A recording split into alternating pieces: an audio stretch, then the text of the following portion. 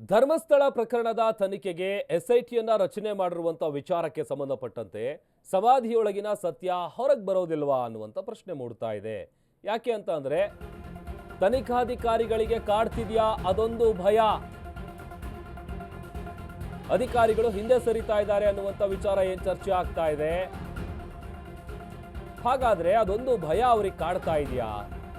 ಅಧಿಕಾರಿಗಳನ್ನೇ ಬೆಚ್ಚಿ ಬೀಳಿಸ್ತಿದ್ಯಾ ನಿಗೂಢ ಹತ್ಯೆ ಕೇಸ್ ಅನ್ನುವಂತ ಪ್ರಶ್ನೆ ಮೂಡ್ತಾ ಇದೆ. ಎಸ್ಐಟಿ ರಚನೆ ಆಗ್ತಾ ಇದ್ದಂತೆ ಅಧಿಕಾರಿಗಳಿಗೆ ಟೆನ್ಷನ್ ಜಾಸ್ತಿ ಆಯ್ತಾ? ಮತ್ತೊಂದ್ ಕಡೆ ಎಸ್ಐಟಿಯಿಂದ ಹೊರ ಬರೋದಾಗಿ ಅಧಿಕಾರಿಗಳು ಚರ್ಚೆ ಮಾಡ್ತಾ ಇದ್ದಾರೆ ಅನ್ನುವಂತ ಮಾಹಿತಿ ಗೊತ್ತಾಗ್ತಾ ಇದೆ. ಬಹಳಷ್ಟು ಒತ್ತಡ ಇತ್ತು ಎಸ್ಐಟಿ ರಚನೆ ಆಗಬೇಕು ಧರ್ಮಸ್ಥಳದ ಕೇಸ್ ವಿಚಾರಕ್ಕೆ ಸಂಬಂಧಪಟ್ಟಂತೆ ಅಂತ. ಎಗೇನ್ ಈಗ ಧರ್ಮಸ್ಥಳ ಸುದ್ದಿಯಲ್ಲಿದೆ. ಎಸ್ಐಟಿಯನ್ನು ಅಧಿಕೃತವಾಗಿ ರಾಜ್ಯ ಸರ್ಕಾರ ರಚಿಸಿ ಆದೇಶವನ್ನು ಹೊರಡಿಸಿದೆ. ಆಮೇಲೆ ಈಗ ಅಧಿಕಾರಿಗಳು ಹಿಂದೆ ಸರಿಯುವಂತ ಮಾತಾಡ್ತಾ ಇದ್ದಾರೆ ಅನ್ನುವಂಥದ್ದು ಬಹಳ ದೊಡ್ಡ ಮಟ್ಟದಲ್ಲಿ ಚರ್ಚೆ ಆಗ್ತಾ ಇದೆ. ನಿಜಕ್ಕೂ ಈ ನಿಗೂಢ ಹತ್ಯೆ ಕೇಸ್ ಏನಿದೆ ಅದು ಅಧಿಕಾರಿಗಳನ್ನ ಬೆಚ್ಚಿ ಬೀಳಿಸ್ತಾ ಇದೆಯಾ? ಯಾಕೆ ಹಿಂದೆ ಸರಿಯೋದಕ್ಕೆ ನೋಡ್ತಾ ಇದ್ದಾರೆ? ಏನ್ ಟೆನ್ಷನ್ ಕಾಡ್ತಾ ಇದೆ ಎಸ್ಐಟಿ ರಚನೆ ಆಗ್ತಾ ಇದ್ದಂತೆ ಅಧಿಕಾರಿಗಳಿಗೆ? ಒಂದಷ್ಟು ಅಧಿಕಾರಿಗಳು ಈಗ 4 ಜನರನ್ನ ಒಳಗೊಂಡಂತಹ ಸ್ಪೆಷಲ್ ಇನ್ವೆಸ್ಟಿಗೇಷನ್ ಟೀಮ್ ಏನಿದೆ ಆ ಟೀಮ್ನಿಂದ ಹೊರ ಬರೋದಕ್ಕೆ ಕೆಲ ಅಧಿಕಾರಿಗಳು ಯತ್ನಿಸ್ತಾ ಇದ್ದಾರೆ ಅನ್ನುವಂಥ ವಿಚಾರ ದೊಡ್ಡ ಮಟ್ಟದಲ್ಲಿ ಚರ್ಚೆ ಆಗ್ತಾ ಇದೆ. ಒಂದು ವೇಳೆ ಆ ರೀತಿಯಾಗಾದ್ರೆ ಸರ್ಕಾರ ಏನು ಮಾಡುತ್ತೆ? ಈಗ ನೋಡಿ, ಮೊದಲಿಗೆ ಆರಂಭದಲ್ಲಿ ಯಾವಾಗ ಆ ವ್ಯಕ್ತಿ ಹೊರಗಡೆ ಬಂದು ಈ ಥರ ನಾನು 2 ದಶಕದಿಂದ ನೂರಾರು ಶವಗಳನ್ನು ಹೂತಿಟ್ಟಿದ್ದೀನಿ, ಆ ಜಾಗವನ್ನು ತೋರಿಸೋದಕ್ಕೆ ನಾನು ರೆಡಿ ಇದ್ದೀನಿ, ನನಗೀಗ ಪಶ್ಚಾತ್ತಾಪ ಆಗ್ತಾ ಇದೆ, ಆಮೇಲೆ ನಾನು ಊರು ಬಿಟ್ಟು ಬೇರೆ ಊರಿಗೆ ಹೋಗಿ ತಲೆಮರೆಸ್ಕೊಂಡಿದ್ದೆ, ನನಗೆ ಜೀವ ಬೆದರಿಕೆ ಇತ್ತು, ಆಮೇಲೆ ನನ್ನ ಕುಟುಂಬಕ್ಕೆ ರಕ್ಷಣೆ ಕೊಟ್ಟರೆ ನಾನು ಆ ವಿಚಾರದಲ್ಲಿ ಭಾಗಿಯಾದವರಂಥ ಹೆಸರುಗಳನ್ನು ಹೇಳ್ತೀನಿ ಅಂತೇಳಿ ಆ ದೂರಿನಲ್ಲಿ ಭಾಳ ಉಲ್ಲೇಖ ಮಾಡಿದ ಒಂದಷ್ಟು ವಿಚಾರಗಳನ್ನು.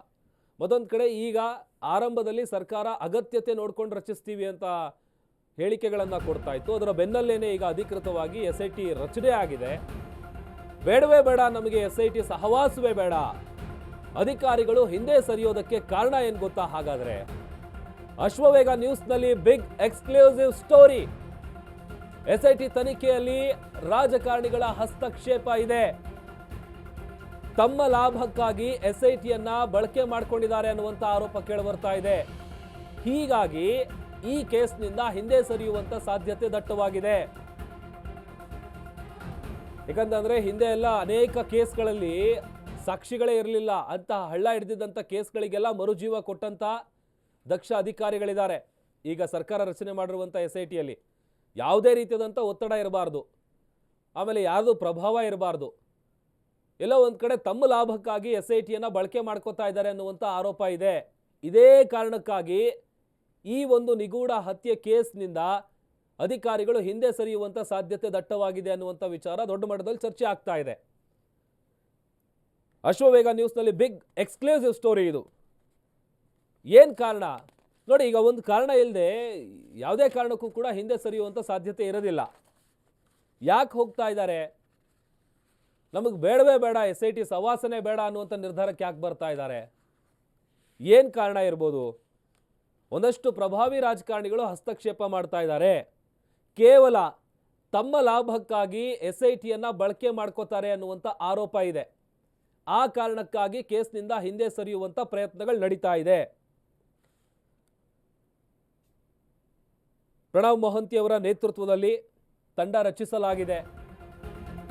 ಧರ್ಮಸ್ಥಳದಲ್ಲಿ ನೂರಾರು ಶವ ಹೂತಿಟ್ಟ ಪ್ರಕರಣಕ್ಕೆ ಸಂಬಂಧಪಟ್ಟಂತೆ ರಾಷ್ಟ್ರ ಮಟ್ಟದಲ್ಲಿ ಸಂಚಲನ ಸೃಷ್ಟಿಸ್ತಾ ಇದೆ ಈ ಪ್ರಕರಣ. ಈ ಕೇಸಲ್ಲಿ ಸರಿಯಾಗಿ ತನಿಖೆ ಆಗದಿದ್ರೆ ಟಾರ್ಗೆಟ್ ಆಗ್ತಾರೆ.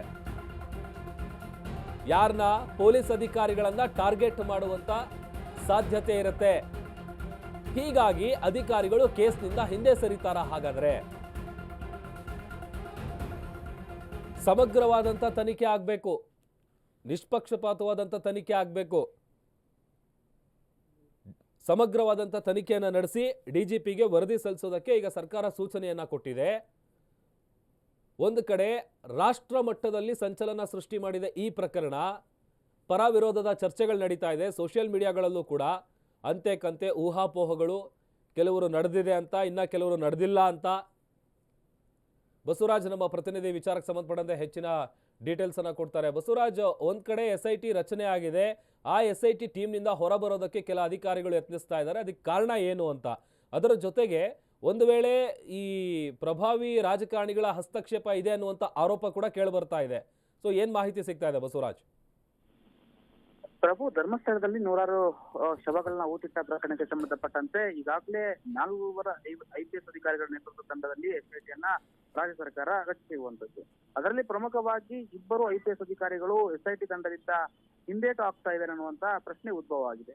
ಯಾಕಂದ್ರೆ SIT ಯಲ್ಲಿ ನಮಗೆ ನಮ್ಮ ವೈಯಕ್ತಿಕ ಕಾರಣವನ್ನ ನೀಡಿ ನಾವು ಹಿಂದಕ್ಕೆ ಸರಿಯಲು ನಿರ್ಧಾರ ಮಾಡಿದ್ದೇವೆ ಅನ್ನುವಂತ ನಿಟ್ಟಿನಲ್ಲಿ ಇವತ್ತು ಪತ್ರ ಬರೀತಾರೆ ಸರ್ಕಾರಕ್ಕೆ ಅನ್ನುವಂತ ಮಾಹಿತಿ ಸದ್ಯಕ್ಕೆ ಸಿಗ್ತಾ ಇರುವಂತದ್ದು. ಯಾಕೆ ಆ ರೀತಿಯಾದಂತ ಪತ್ರವನ್ನ ಬರೆಯೋದಕ್ಕೆ ಅಧಿಕಾರಿಗಳು ಮುಂದಾದ್ರು ಅನ್ನೋದನ್ನ ನೋಡ್ತಾ ಹೋದ್ರೆ, ಪ್ರಮುಖವಾಗಿ SIT ಯನ್ನ ಇತ್ತೀಚಿನ ದಿನಗಳಲ್ಲಿ ವೈಯಕ್ತಿಕವಾಗಿ ಬಳಸ್ಕೊಳ್ಳಾಗ್ತಿರುವಂತದ್ದು ಮತ್ತು ತಮ್ಮ ಲಾಭಕ್ಕೋಸ್ಕರವಾಗಿ, ರಾಜಕೀಯ ಲಾಭಕ್ಕೋಸ್ಕರವಾಗಿ ಈ SIT ಯನ್ನ ಬಳಸ್ಕೊಳ್ಳುವಂತ ಕೆಲಸವನ್ನ ಇತ್ತೀಚಿನ ಹಲವು ಪ್ರಕರಣಗಳಲ್ಲಿ ಕೂಡ ನಡೆದಿರುವಂತದ್ದು. ಈ ಹಿಂದೆಯೂ ಕೂಡ ಕೆಲವೊಂದು ಪ್ರಕರಣಗಳಲ್ಲಿ SIT ಯನ್ನ ರಾಜ್ಯ ಸರ್ಕಾರ ರಚಿಸಿರುವಂತದ್ದು. ಅದರಲ್ಲಿ ಪ್ರಮುಖವಾಗಿರುವಂತಹ ಪ್ರಕರಣಗಳನ್ನ ಅಂತ ನೋಡ್ತಾ ಹೋದ್ರೆ, ರಮೇಶ್ ಜಾರಕಿಹೊಳಿ ಕೇಸ್ ಆಗಿರ್ಬೋದು, ಇತ್ತೀಚಿನ ನಡೆದಿರುವಂತಹ ಪ್ರಜ್ವಲ್ ರೇವಣ್ಣ ಕೇಸ್ ಆಗಿರ್ಬೋದು, ಇಂಥವೆಲ್ಲ ಕೇಸ್ಗಳನ್ನ ಕೂಡ SIT ರಚನೆ ಮಾಡಿ SIT ಮೂಲಕವಾಗಿ ತನಿಖೆ ಮಾಡ್ತಿರುವಂತದ್ದು. ಆದ್ರೆ ಆ ಪ್ರಕರಣದಲ್ಲಿ ಅಧಿಕಾರಿಗಳನ್ನ ಬಳಸ್ಕೊಳ್ಳಲಾಗಿದೆ. ಅಧಿಕಾರಿಗಳು ಕೂಡ ರಾಜ್ಯ ಸರ್ಕಾರಕ್ಕೆ ಪತ್ರ ಬರೆಯುವಂತ ಕೆಲಸವನ್ನ ಕೂಡ ಮಾಡಿದ್ರು. ಈ ಹಿಂದೆ ರಮೇಶ್ ಜಾರಕಿಹೊಳಿ ಕೇಸಲ್ಲಿ ಕೂಡ ಒಬ್ಬ ಅಧಿಕಾರಿ ಈ ತನಿಖೆಯಿಂದ ಈ SIT ತಂಡದಿಂದ ನನ್ನನ್ನ ಹೊರ ಇಡಿ, ನಾನು ವೈಯಕ್ತಿಕ ಕಾರಣದಿಂದಾಗಿ ದೂರ ಉಳಿಲಿದ್ದೇನೆ ಅನ್ನುವಂತ ನಿಟ್ಟಿನಲ್ಲಿ ಪತ್ರವನ್ನು ಕೂಡ ಬರೆದಿದ್ರು. ಹಾಗಾಗಿ ರಾಜಕೀಯ ದ್ವೇಷಕ್ಕೋಸ್ಕರವಾಗಿ ನಮ್ಮನ್ನ ಬಳಕೆ ಮಾಡುವಂತದ್ದು ಮತ್ತು ಈ ಧರ್ಮಸ್ಥಳ ಪ್ರಕರಣ ರಾಷ್ಟ್ರ ಮಟ್ಟದಲ್ಲಿ ಸೆನ್ಸೇಷನ್ ಸುದ್ದಿ ಆಗಿರೋದ್ರಿಂದಾಗಿ ಇದನ್ನ ನಾವೇನಾದ್ರೂ ಪಾರದರ್ಶಕ ತನಿಖೆಯನ್ನ ಮಾಡ್ಲಿಲ್ಲ, ಅಕಸ್ಮಾತ್ ಪಾರದರ್ಶಕ ತನಿಖೆ ಆಗೋದಕ್ಕೆ ಬಿಟ್ಟಿಲ್ಲ ಕೆಲವೊಂದು ವ್ಯಕ್ತಿಗಳು ಅಂದ್ರೆ ನಾವು ಸಾಮಾಜಿಕ ಜಾಲತಾಣಗಳಾಗಿರ್ಬೋದು, ಸಾರ್ವಜನಿಕರಿಗೆ ಕೆಂಗಣಿಗೆ ಗುರಿ ಆಗುವಂತ ಸಾಧ್ಯತೆ ಇದೆ. ಹಾಗಾಗಿ ಈ ಪ್ರಕರಣದ ದೂರ ಉಳಿಯಲು ನಿರ್ಧಾರ ಮಾಡಿದ್ರಾಯ್ತು ಅಂತೇಳಿ ಅಧಿಕಾರಿಗಳನ್ನು ನಿರ್ಧಾರ ಮಾಡಿದ್ರ ಅನ್ನುವಂತ ಪ್ರಶ್ನೆ ಉದ್ಭವ ಆಗಿರುವಂತದ್ದು. ಸದ್ಯ 2 ಅಧಿಕಾರಿಗಳು ಧರ್ಮಸ್ಥಳ ಕೇಸ್ಗೆ ಸಂಬಂಧಪಟ್ಟಂತೆ ದೂರ ಉಳಿದಿದ್ದಾರೆ ಅನ್ನೋದ್ರ ಬಗ್ಗೆ ಡಿಸ್ಕಷನ್ ನಡೀತಾ ಇರುವಂತದ್ದು. ಆದ್ರೆ ಸದ್ಯಕ್ಕೆ ಯಾವುದೇ ರೀತಿಯಾದಂತಹ ಅಧಿಕೃತವಾದಂತಹ ಮಾಹಿತಿ ಇಲ್ಲ. ಅಧಿಕಾರಿಗಳು ರಾಜ್ಯ ಸರ್ಕಾರಕ್ಕೆ ಪತ್ರ ಬರೆದ ಮೇಲೆ, ಪತ್ರದ ಕಾಪಿ ಸಿಕ್ಕ ಮೇಲೆ ಅಧಿಕೃತವಾಗಿ ಹೇಳ್ಬಹುದು. ಥ್ಯಾಂಕ್ ಯು ಬಸವರಾಜ್ ನಿಮ್ಮೆಲ್ಲ ಡೀಟೇಲ್ಸ್ಗಾಗಿ.